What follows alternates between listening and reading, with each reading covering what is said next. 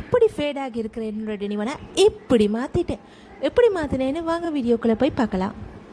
பர்பஸ்ன்னு சொல்லி டை விற்குது. நீங்கள் க்ளோத்துக்கு வந்து போடுற நேரத்தில் ஆக்டிவ் பண்ணுறதுக்கு ஒயிட் கலர் ஒரு பேக்கெட்டும் கொடுப்பாங்க. அதோடு சேர்த்து நாங்கள் யூஸ் பண்ணுற கலரையும் நாங்கள் ஆட் பண்ணி செய்கிறது தான் இந்த ப்ராசஸ். இது வந்து நான் 2 லிட்டர் ஹாட் வாட்டர் வந்து இந்த பக்கெட்டில் வந்து நான் ஃபில் பண்ணி கொள்கிறேன். ஸோ உங்களுக்கு விலங்கும் ஹாட் வாட்டர் போட்ட உடனே எப்படி இருக்குதுன்னு சொல்லி நீங்கள் மோஸ்ட்லி வந்து சில்வர் பக்கெட்ஸ் இருந்தால் யூஸ் பண்ணுங்கள். இந்த பிளாஸ்டிக் வந்து ஹாட் வாட்டர் போடக்கூடிய அளவு திக்னஸ் இருக்குது. ஸோ அதில் போட்டுட்டு நான் 1 டேபிள் ஸ்பூன் வந்து சால்ட் இதில் ஆட் பண்ணியிருக்கிறேன்.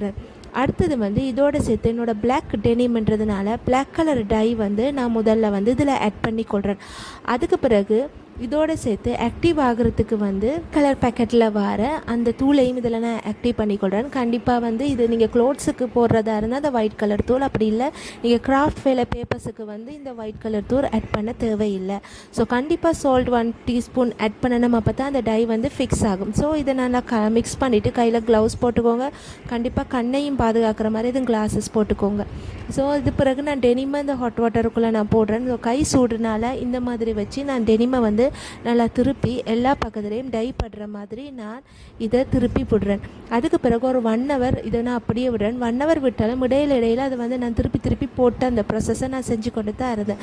ஸோ இது இப்படியே 1 ஹவருக்கு பிறகு நீங்கள் கண்டிப்பாக நார்மல் வாட்டரில் இது கழுவணும். கழுவாமல் இதை நீங்கள் போடவே கூடாது. கழுவாமல் போட்டிங்கன்னா கண்டிப்பாக உங்களோட உடம்புலையும் இன்னொரு க்ளோத்துலேயும் இந்த டை ஒட்டும். அது மட்டும் இல்லை, ஒரு மித ஸ்மெல் அடிக்கும், ஒரு மாதிரி இச்சிங்காக இருக்கும். அதே நேரத்தில் ஒரு மாதிரி கெட்டுப்போன வாடையும் அடிக்கிறதுக்கான சான்சஸ் ரொம்ப அதிகம்.